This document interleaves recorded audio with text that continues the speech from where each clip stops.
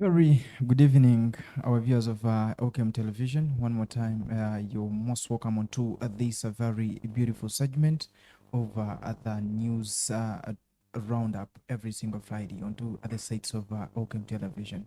It's been quite a long span since we last met right here onto this very show, but we're right back and we have actually come through with a couple of stories to actually let you know what is happening to our country and the rest of the world. Meanwhile, I pray that you keep locked into that is Welcome Television, and don't forget to actually go and type your comment that is onto the YouTube app. Type the word Welcome Television, subscribe, and don't forget to write your comment to this very particular show. One more time, I welcome you. Thanks for joining in and being part of this very segment. So the week has actually been very long, and this is maxi the ninth day of this very month of 2020 August 2024. So many things have happened within the eve of the week, and we're right here. We're actually going to be in position to indulge in some of those stories and actually letting you know what has actually happened. But before I get to proceed with this very session, just allow me give my analyst in the house an opportunity to also introduce himself to you other viewers, and then we get to actually move into other things in as far as Agafiire week is concerned. Adama Moses, thanks for coming through and being live on two at the sites of Elkem Television. I pray that you get to greet the viewers of Elkem TV and we get to proceed briefly. Thank you very much, Urban Brown. Actually, I'm very proud to be in for this program today.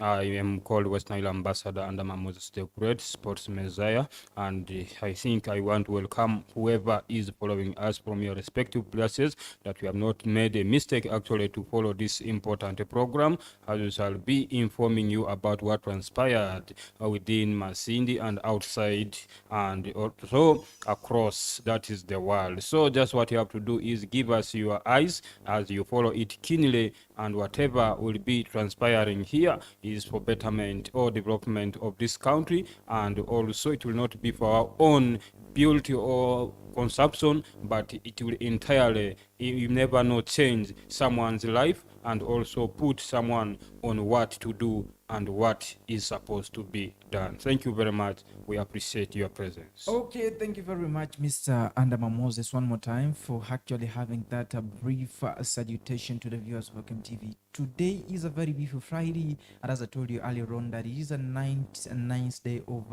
this month of August 2024. And right here, we're actually getting to indulge into the stories that have actually transpired within the eve of this very week. And all I pray is that always keep tuned onto this very session to always get to know all the updates of what has actually gone down into the eve of the week. Stories are very many since the week has been long. Like I told you that we have seen a couple of stories going down, and I'll start with that is the NOPO president, that is Bobby Wine. You can simply call him by his real names, Robert Chagulanyi. That is the president of National Unity Platform. This was yesterday. Actually came down with actually he was in position to hold his degree in that is law, and that was at the Cavendish, that is Cavendish University in the places of Kampala. He was one of the graduates, and I want to take this opportunity to also congratulate the people of NUP for having reached that kind of a milestone into your party. And away from there, this very week, we have actually seen also, we have also seen that is the leader of the Uganda military. That is the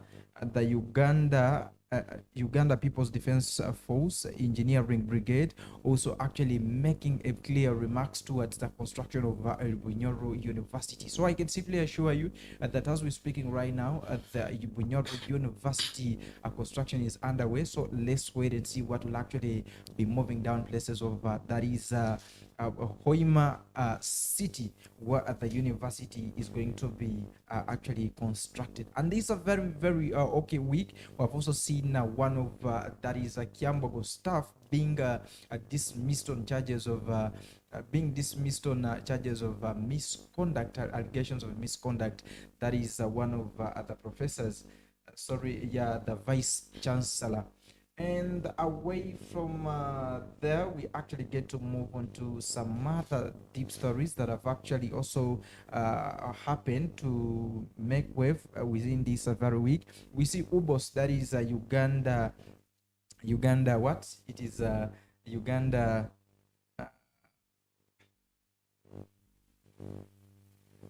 Uganda Bureau of Statistics. Sorry for that. It is a Uganda Bureau of Statistics. So where the people that are actually concerned with accounting over, that is the citizens' issues of accounting, actually their mandate as UBOS of Uganda. This very week, I've also seen them also coming out, trying to give out reasons to why, or highlighting Ugandans to why some people, that is the enumerators, to why they have actually delayed, some of them delayed to get their salaries over the work that they did months ago of accounting Ugandans. And away from that very story, we also get to see that this very week in Parliament, as that is Honorable Minister Balam Barugahara, that is a minister for gender on the side of the youth, also proclaiming it clearly in Parliament that President Museveni, or the President of the Republic of Uganda, is actually looking forward to actually pardoning to the people of the youth that were arrested in the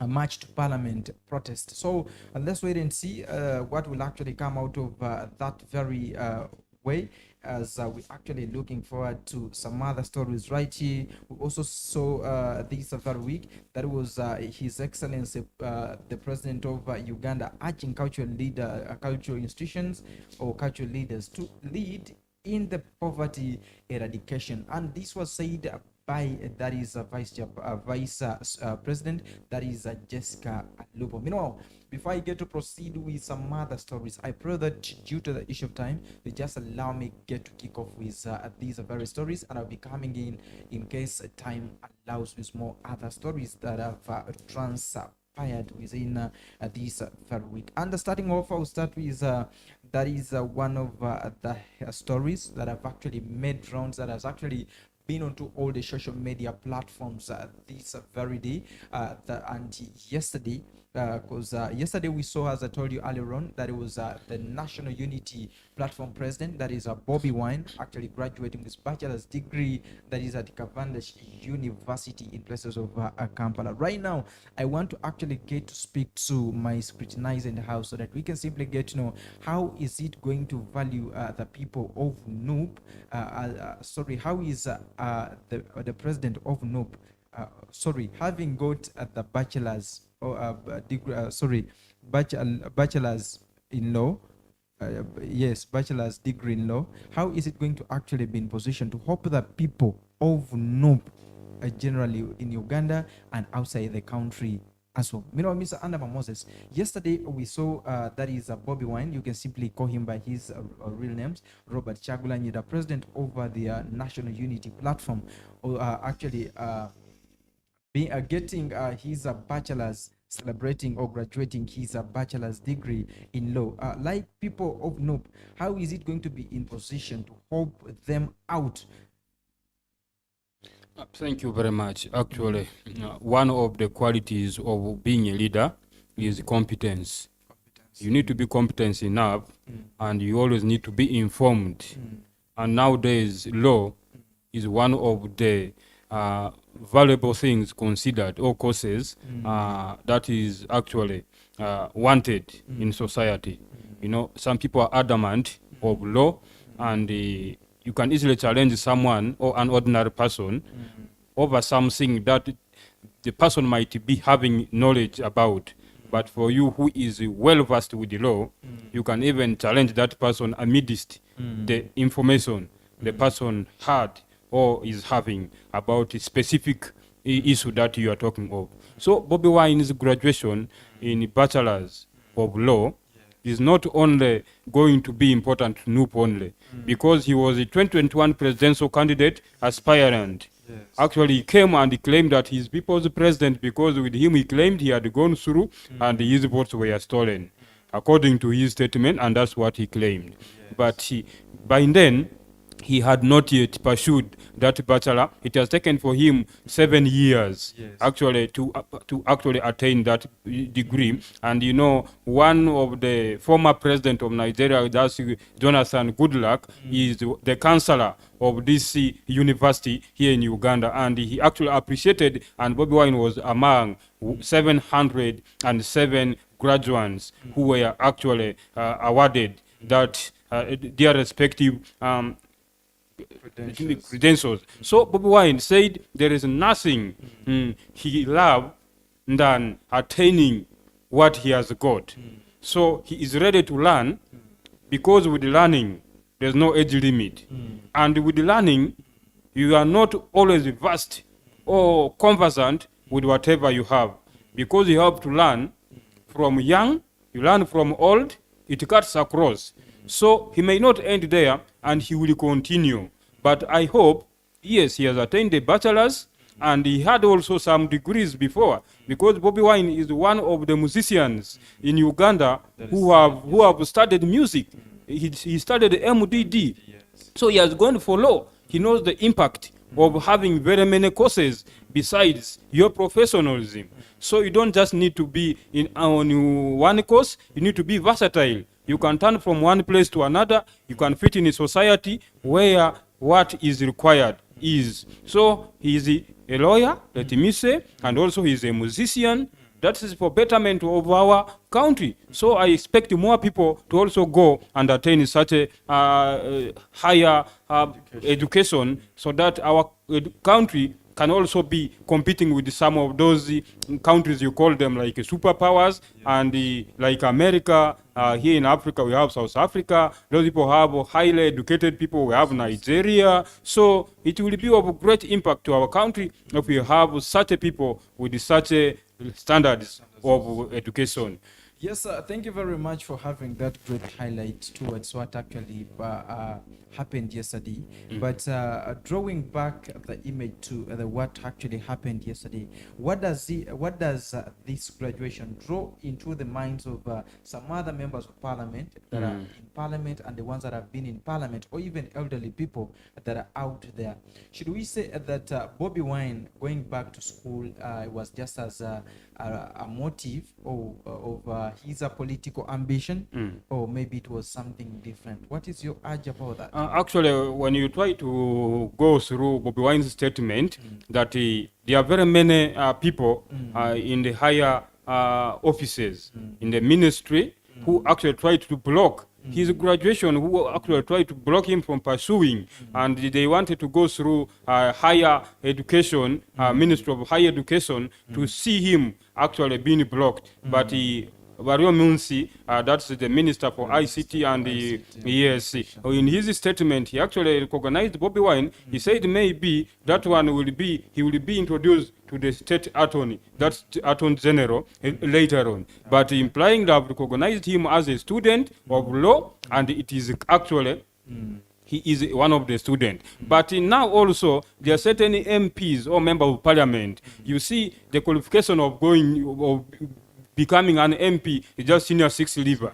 Some have actually gone there when they're senior 6 leavers, and few of them have gotten such a kind of qualifications. So I think it will also be an eye-opener for some other MPs who are there in the 11th parliament, who might be saying, if Bobby Wine has, why can't I also go and study? Because education is the key in success. You know, the higher level of education you have, the higher opportunities you get. So when you have your senior 6 qualification, and maybe opportunity comes where they need somebody who has a bachelor's in a certain maybe qualification, definitely you will not compete with someone who is ahead of you. So it will actually encourage some other members of parliament who have not yet gone to that level to also get that courage that we can also make it, and it will all help us as Ugandans at large. And now, as maybe we're getting to finalize about this news item, I still also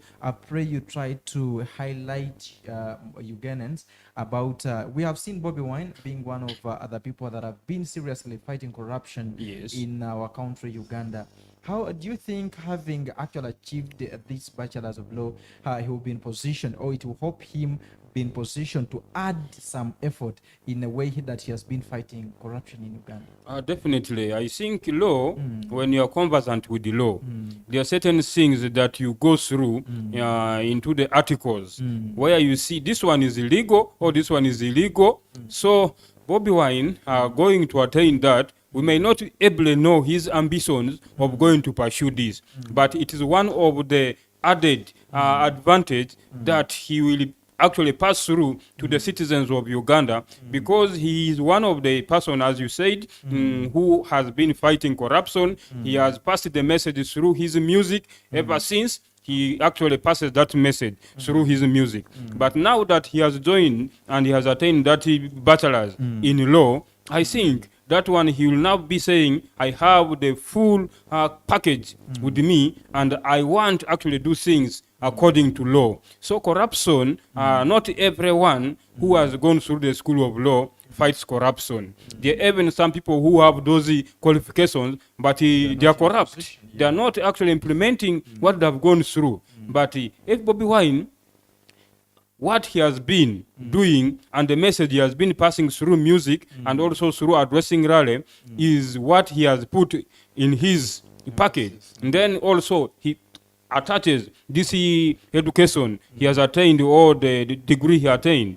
Definitely, I think he'll be one of the activists who is implementing whatever he has been doing at the right time. Okay, thank you very much, Mr. Andaba Moses, for having those great highlights towards. So actually what transpired yesterday, that was at Cavendish University in the places of Buganda. That is all about Bobby Wine, and I still say congratulations to that is the NOP president, Lajap, my brother, over the side. I'm still moving into some other stories that have actually come down. We this week happened to see the 4 commissioners of parliament, that is Mpuga and the other 4, actually being put back onto the hot pan over the 1.7 billion that was missing. Earlier on, we have actually been seeing people that is Sekikobo in parliament trying to collect hands for this motion to be put onto the order paper,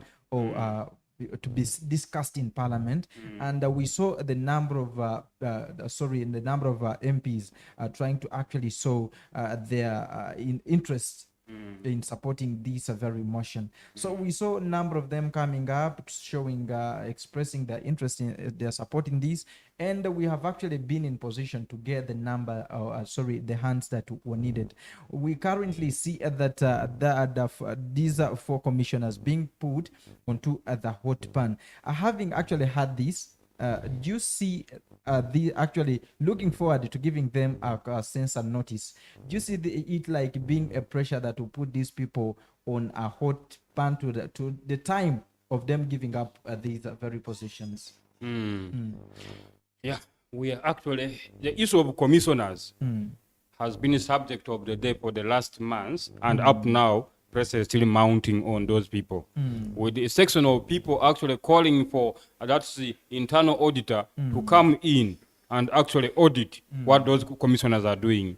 You know, Uganda is one of the countries in Africa where you find people like in higher offices or ranking positions like commissioners. They do things with impunity. For them, they are not like valuing some of those other people. The issue of those of Mpuga was the opposition leader, and he was a subject of those people who could talk about corruption issues. So it was unfortunate that he's among the commissioners whom we expect could do really right things and fight against corruption. But now being involved in such a saga of corruption, it's unfortunate. And that's why you saw there was a political conflict, even NUP up against Mpuga, though they claim Mpuga was their own. Not only Mpuga, including some other commissioners. Now we are taking him as example because he was in opposition, and in most times he has been talking ill over people who are doing corruption in Uganda.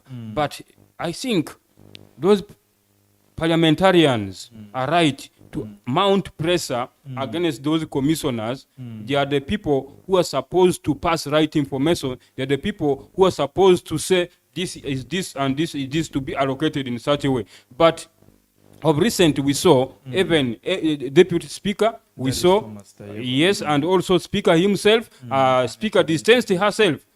She distanced herself when MPs wanted to come and debate over the issue of commissioners, over the issue of corruption, which is now rampant in Uganda. And one of the MPs from West Nile was very, very furious. And he was like, why are you distancing yourself, vice speaker and also speaker? We are elected by people and we need to do what is required. So if it is a matter of corruption, we need to actually clean our names. They have been talking of corruption against speaker. They have been talking about the deputy speaker and themselves as members of parliament. They have been talking of themselves. So it is right time for them to fight corruption. But issue of corruption in Uganda, it is hard for it to end. Why? Because we have been seeing some leaders supporting the appointing authorities, supporting even the people who are corrupt. When the right people want to come and maybe condemn it, they are saying, no, this is this and this and this will be done. So do you expect corruption to actually end in Uganda? It is not there, but pressure will keep on mounting. You never know. It may reduce to a certain level, but it will not be completely. Because basing on the information that we are getting, we happen to see a group of members of parliament being led by Seki Kubo, Saropendi, and that is Saropendi and Odira. Yes. Actually, it is said that they will be actually issuing that is a notice to the clerk of parliament, that is Adolf Mwesije. And let's wait and see what Adolf Mwesije will do, because I think he's the one that recommends or actually assents onto these documents to be put on before the what?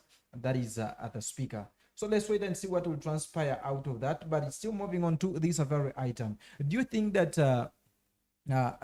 to me, on my vision and how I'm actually seeing some other parliament, the way they are actually looking at this, do you see this act being like a misconduct and betrayal of public interest, public trust towards MPs? Definitely, because we saw MPs dividing themselves. Others were on the side of those ones. Mpuga, others were on this side. So that's already divisionism. It was a clear indication to the public that such things are happening, and our leaders we trusted and sent are doing this and this. So it created bad image to some electorates. And I know this thing will greatly affect some of the MPs in these upcoming elections, 2026. And they are very calculative, and some who are doing them, they are very calculative, and others are doing it knowing that they may not come back. Because if you are a person who is fighting for corruption, you cannot involve yourself in such a thing. And when your electorates are really watching, the world is seeing you, how will you come and convince them when everyone is talking about you, the way how you have been behaving, and you in whose support? So I don't think that public is happy with what's going on. This saga, even a kid knows that who is corrupt and who is not, because children nowadays are informed.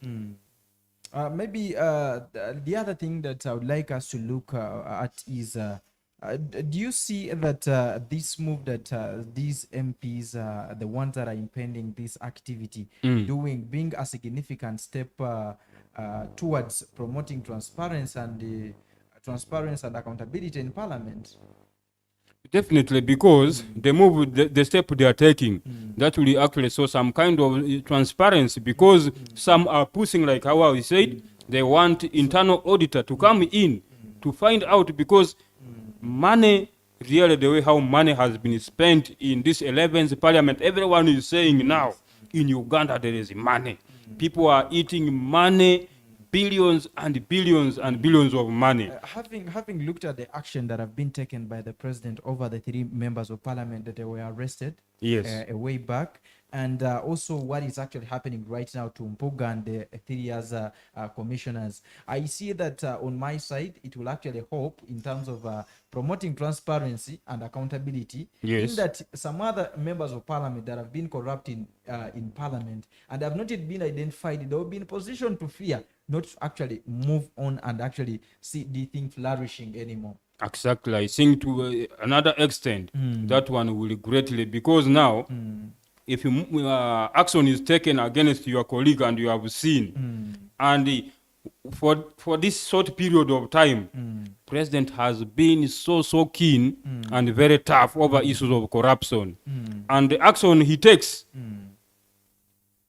is really pure, and the people are fearing. But I think after action being taken against the colleagues, some are even fearing, and even rumors were saying some people have started even booking tickets to go outside because they are running away for what they have done. So I think definitely that will also work to reduce on, and also for others to learn a lesson. Maybe lastly onto this very news item, having because if you looked at the population of members of parliament, the highest population in parliament is for national unity, for NRM, the ruling National Resistance Movement, the ruling party, and the most people included in this kind of saga are people from the ruling party. Do you see it going to help in eradicating corruption in parliament, or it will still persist? Now, the chairperson of NRM is the president. And the president is supposed to be the right person to take action, like how he's trying to do. Because if you're a chairman of a certain thing, definitely you have all the powers to control and put your room in order. So, president, the majority of the 9th parliament is NRM, as it has been before. Opposition will never be majority. It is true. They will never be.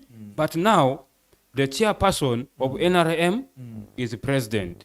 And the president has mandate to take action against his party members who are doing things contrary to the rules of the party. I think if he does that and takes a step and gives heavy punishment to people or the party leaders who are involving in such acts, definitely they will fear. We have been in position to observe arguments whereby people are saying that His Excellency himself has actually totally failed to fight corruption in his government. Is this real, or it is just speculation that the president has failed to fight corruption? But I don't see that actually any leader can really accept corruption. There is a certain level where you fail, but in most times leaders try to fight corruption. Like the president, he has ever condemned the act of corruption for several times. We have seen him in his speeches, in the national address, talking about issues of corruption. Last time we have been seeing his statements where he's saying the cows at the district level. We have the chairperson of the commission, the actual district, that's the how are they called, the service commission, chairperson for the service commissioners, and then plus human resource. Those are the most corrupt people at the district level. So we need to be very careful with them. So he has been talking about departments where he thinks money goes and they are the heads of administration. So he has been condemning that for several times. So president, we cannot say that he has failed and is supporting corruption. Maybe, you never know, he can't be 100% perfect to fight corruption. You may fight it in the other way, but people change in the system of corruption, because the corruption depends. Corruption, people do corruption in different ways. Even the way you talk, others is through money, others through bribery. So that's corruption. different forms. Yeah. Yes. One more time, I want to take this opportunity to appreciate you guys that actually still tuned onto Elkem Television and we're watching live right into the studios of Elkem Television, trying to give you what has actually transpired throughout the week. We pray that you guys keep locked every single Friday as we come through to give you all the updates that have been as transpired wherever at the country and outside the country. Still moving in into some other stories. We've actually talked about a couple of things, looking forward to the rampant corruption that is actually happening to the country. We're seeing that His Excellency correcting the ones that have actually been having dialogues a couple of times, speaking about the president, having arguments that the president has actually failed to fight corruption. It is said that he has not failed to actually fight corruption, because if he could be in position to fight corruption, but the people that is using to fight corruption, when they are also corrupt, so this disturbs actually the activity of fighting corruption. But as far as time is concerned, and basing on to the actions that we've seen happening in Parliament, I'm so optimistic. In as far as days come, we'll see actually a reduction on that rampant corruption that we have in Uganda. Away from that very news item, still moving to some other stories. These are very weak. We saw the vice president, that is Jessica Alupo, delegating His Excellency the president of Uganda on a cultural ceremony. It was a cultural ceremony, actually a silver jubilee of coronation. It was a silver jubilee coronation celebrating over celebrations of His Royal Highness Kwari Adola Moses Stephen Owori on the Wednesday of this very week. That was at the Achilet Primary School playground, that is in Tororo district. A leader over the Japadola was actually celebrating his coronation right from the time that he got on power after being restored by His Excellency the President of Uganda. Meanwhile, right here, based on to the communication that Jessica Alupo, or speech that was delivered by her, she said that the president has that is cultural institutions to actually be in lead in the fight against poverty, reduction in what I think in families. And right here, she was in position to say that, still looking at what she said they should take an active role in eradicating poverty and promoting self-reliance amongst citizens. Because currently, looking at the rampant corruption that we have in Uganda, I'm so optimistic. His Excellency the President, this could be one of the ways that he's trying to fight actually corruption in Uganda. Because the most challenging thing that brings about corruption is poverty. And if you looked at the levels at which Ugandans are in, say in levels of poverty, they're actually very high. So he's saying that by actually these local leaders should actually be very, very instrumental in the issue of fight against poverty that has become a problem. Do you see this being in? Do you see these people being in a position to outstand and actually speak about corruption and poverty and eradicate it in families or amongst citizens? Yeah, we have actually seen those cultural leaders. Issues of culture are different, and those people have their norms and whatever that they always follow. But when messages are passed through those cultural leaders, some people tend to pick it more than what is passed by some leaders. You may find a cultural leader speaking, people take his or her word more than even the president. Exactly. We have been seeing in most time, like the other lady, he was the Bisaka, the founder of that. They have those one. So his believers. There was a time they came here in Masindi. Was it around 2017 or 18 there? Yes, basically, it was around 2018. Yes, when those people came, actually we are from Hoima. And for them, they believed strongly that this is their God. Whatever you talk ill against him, they would be very harsh on they will be harsh on you. For them, they believed he is their God, and whatever he speaks to them, is the right thing and they implement it. It is true. So if leaders like the president come through those cultural leaders to actually ask them to pass messages like eradicating poverty so that they can pass it to the audience the people they lead, people will adhere to their message than some of those political leaders we have been seeing and some other leaders in other specific offices. Because, you know, these cultural things, we have for several times seen the president distancing himself away from those cultural issues. Says those people have their own ways of handling matters, and as a president, he also has his own way of handling. So issues related to culture should be actually settled, be handled by the cultural leaders. And I think if we looked at the NRM government, these people have actually had a vision right from years back. Their vision is hard work and self-reliance amongst the citizens. Now, looking at what is actually happening right now, I'll give you an example of what was happening in Uganda as they were actually celebrating. Was it the 31st? Yes. Coronation, yes. I got to believe that people of Uganda or the Baganda believe in their king more than any other person. Because looking at the milestone that these people have achieved, and actually the experience basing onto the communication that the king kept on actually advising his people, there is at least an improvement. And there at least something that you can see. But based on this communication that was made by the king, there is an adjustment that is being made.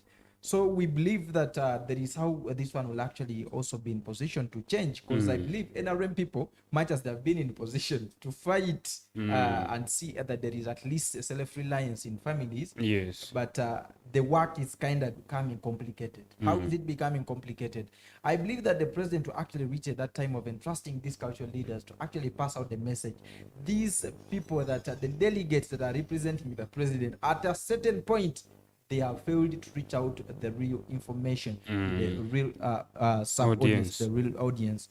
And this is why he's engaging in what? Because I believe he actually, based on the communication that Jessica Lupo delivered, she was like, fostering peaceful living is one of the most ways of combating what? Corruption.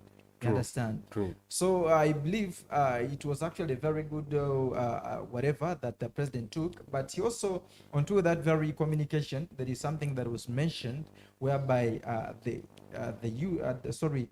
vice president Jessica Lupo urged the youth to engage in government skilling programs to ensure that the country, the future, prospers. Or prosperity.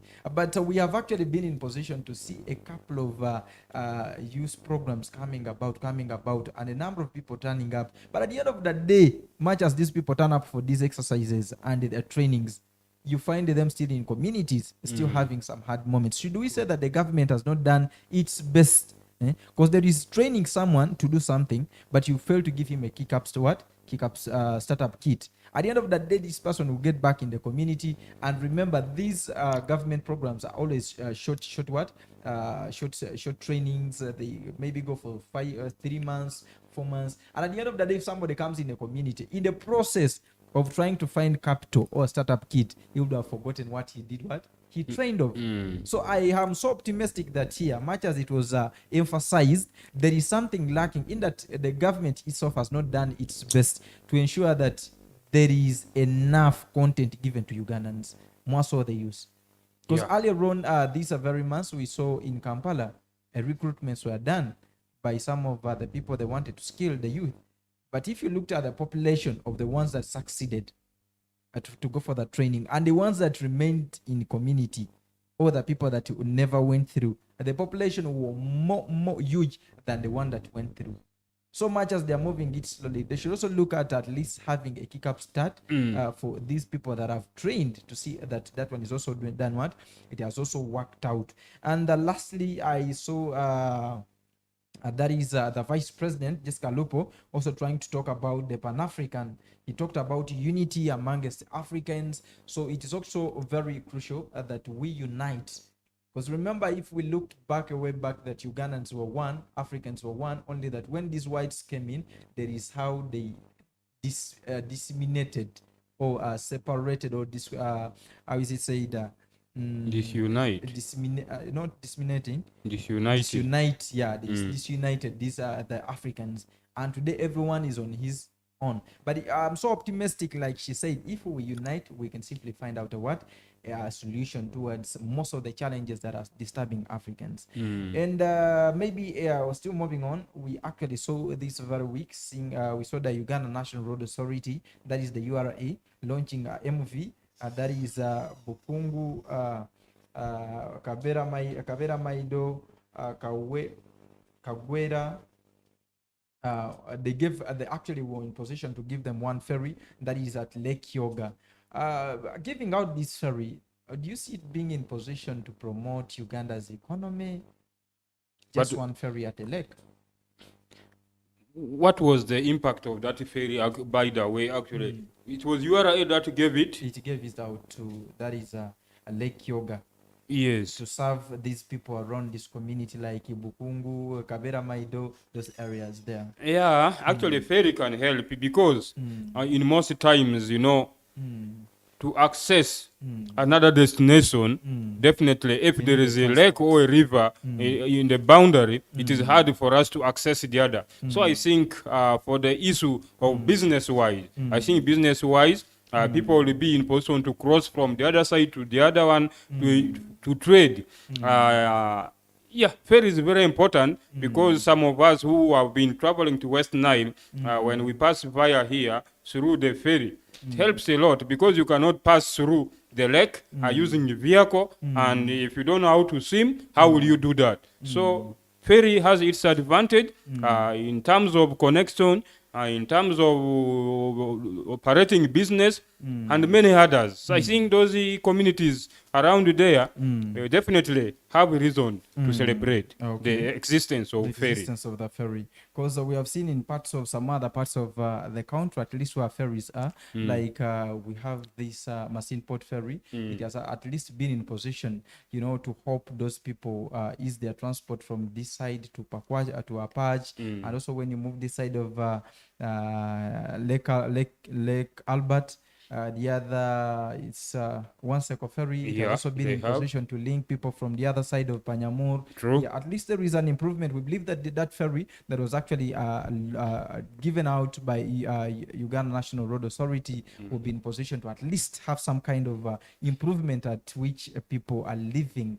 And right now, I want us to look at UBOS, UBOS. This is the Uganda Bureau of Statistics. Earlier on this very year, we saw the counting of Ugandans. Yeah, and there are the enumerators, or the people that were involved or trained to exercise or to do this activity of counting the Ugandans. Some of them up to date have not been in position to get their salaries. These people have actually tried to line up a couple of arrangements, but in one of the issues they say that is a challenge is the names are not aligning with the real people. You'd find maybe somebody is having an ID, but when the documents he submitted are different from the accounting number from which the money has to be put, and this one giving hard time to the persons or to the people of UBOS to do what? Actually give out to give out their salaries or money. They also talked about the accounts are kind of not good, and lastly they also talked over the lost funds amongst the numerators. They were like, there have been a number of lost funds because they were over, based on the communication, that they were over 120,000 phones that were bought to do this exercise, but 820 phones out of these phones got lost. Remember earlier on, when they were making a budget of this, these phones were kind of expensive. And in the process of fighting corruption, people are still doing what? Corrupting. Because losing these funds is not something good, and these people not getting their salary is not something also what? Yeah, true. But first of all, Yes, they counted people, and enumerators plus supervisors did their work, and they were paid different salaries. Now, the question is, because those people who have gone, who did the exercise, were informed people, and I cannot be stupid enough to put an account that does not belong to me, and I know the money was supposed to be put in account. Fine. I may not be having a bank account where I want that money to pass through, but I can use yours as Urban Brown. Urban Brown, yes. But once I'm doing that exercise, I will put there the names of Urban Brown Yes. as the person who has opened that account. I'm wondering whether it is a trick by government Me too. not to pay people. Yes. Because that one is very rare. Definitely, you may be conducting the exercise. There you write your names well. But on account, they want you to put the name which were not by my names. Yes. I will put yours So as it is, the owner. So should we that say, one, I dismiss that. Should we say Ubos has not been in position to at least check out with their enumerators? Exactly. Because if somebody, it is very true, like you brought it. So I may not be having a bank account when you have it, and you're my colleague or my brother, or it could be your mother or your father, and you're entrusting this person. At the end of that day, you use his account. Exactly. So I think it was a mandate of UBOS to actually contact these people, because I'm so optimistic. Not having their account having a wrong account numbers, they've gotten their numbers. They would find a way of reaching out to them. They actually consult before putting the money. If they are right accounts, these people have to be paid. Exactly. Yes. So some of those excuses, you can just look and analyze. You say, no, those are just the tricks of not wanting to pay some of those people. Issues of account, that one should not be there as an excuse. I think government, that is one of the ways where government doesn't want to pay those numerators. The issue of maybe the lost funds, fine. It might be because some of those people might have realized or sense that those guys are not going to pay them. It is true. So someone will say, why can't I just go away with this phone? And if he sees it is worse, that amount was supposed to get. It is very true. And some of those people were promised such a huge amount of money, but we had information coming, the money that others got were less than what they had promised them. So maybe these guys who may have been in position to account at how much money they were going to get. Exactly. And when they looked at the amount, they said no, they decided to quit with the funds at least. That is it. Because these people, it is very actually, it was good. For me, I think UBOS would have done its best because these people did their exercise. Yeah. The reason that their alleged funds, they are saying that was actually disappeared, because we are not sure that it disappeared. It is true because we don't have the communication. They are alleged funds that are saying that they got lost. It could be true, it could be a lie, but at least what I want these people to know, that delaying or not paying these people in time could have been one of the reasons to why somebody would say, let me go with this phone. When I see my money, it will be like this. Exactly. So it is the mandate of UBOS to actually work upon that. And that is all about UBOS. For the ones that are not paid, we keep optimistic. You never know. Anything may happen. And they have to be paid because they worked for it. Definitely. And they did interviews, they passed. Definitely. So they were the right people and they did their work. Government has to pay. To pay them. Okay, that is it right there happening with UBOS trying to give us the reasons why they were not in position to pay some of people, or why some people's money have delayed up to date. And still moving on, some other stories. A few days in Parliament, that it was we happened to see Balamba Rugahara trying to vote into Parliament after being asked by that is MP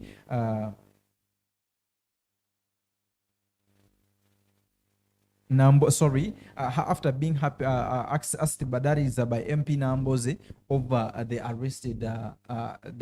arrested protesters onto the whatever a march to Parliament protest that happened. We actually happened to see a number of youth, a number of people, over 100 being arrested onto this very protest. As I'm speaking right now, these people are still in custody. They're still kept in prisons. And we happen to see some members of Parliament like Namboze that were touched coming out, trying to ask, that is Balamba Rugahara, the Minister for Gender. Like earlier on, he promised that these people will be out of prison. And what is not happening? He was asked, and they asked him, what is not happening? Why are these people still in what? In prisons. So he came out and he was like, these people soon the president is looking forward to actually pardon to them. So let's wait and see what will transpire out of that thing there. Because surely me, on my side, these people, it wasn't good for them much as it was not good the way they did it, but only that sometimes security also disturbs. Because I thought if these people were guided peacefully, they would do what they wanted to do. At the end of that day, the thing ends. But people had just started the protest, and the police and army intervened. Even before, actually, it was even before the protest, we saw the army actually being deployed onto the streets of Kampala and elsewhere. So I think these people were very innocent, and they never needed to be in prison for all of that span. Yeah, true. Actually, you know, we still lack democracy, and some of those things are constitutional. There's a peaceful demonstration where you express your concern, you march to respective offices there where you think services are not relevant or services are not to your expectation. So this time around, I did not see people protesting or arming themselves or having stones or what. People were just bare hand, civilians. They were just moving with the banners that corruption, corruption, corruption. And indeed, those people were supposed even to be protected by the security.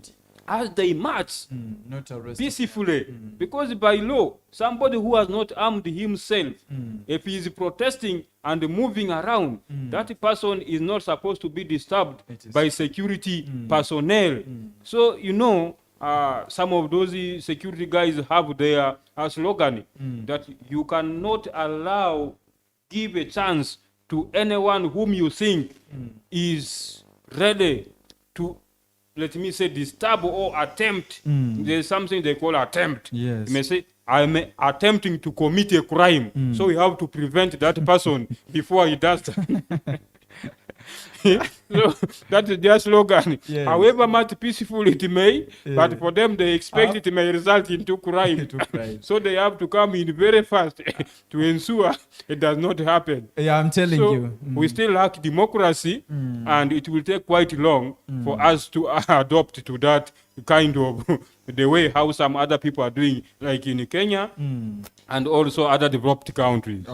Okay, thank you very much, Mr. Andama Moses. One more time, I want to appreciate you guys that have actually been in position to keep watching this very Elkem television right from the time that we started. You know, time is not our best ally, much as we still have so many news stories that have actually coming that actually came down, like the boycotting of the opposition, or trying to boycott the whatever the people that are going for the whatever sitting in Gulu. There were actually still so many stories, but due to time, I think just allow me give an opportunity to my scrutinizer to have his last words, and we sign out of here. Thank you very much, our viewers of Elkem TV who have been following us right from that time we started up to now. We thank you so much. We appreciate whoever has been doing that, and keep following us, like our page, share, as we see how we can take this country, how we can take Bunyoro, and see how we can empower people through such information down there. It might be one of the ideals where you will be in position to stand to overcome corruption, or one of the ideas that you have never gotten may come through such a contribution or information that we pass to you through this program of Agafiire Wiki. I think if God wishes, again next time we shall meet. Just always keep on following us on our online leading television, not only here in Bunyoro but in Uganda. We are going to sign out. Just wish you luck and a blessed evening as well.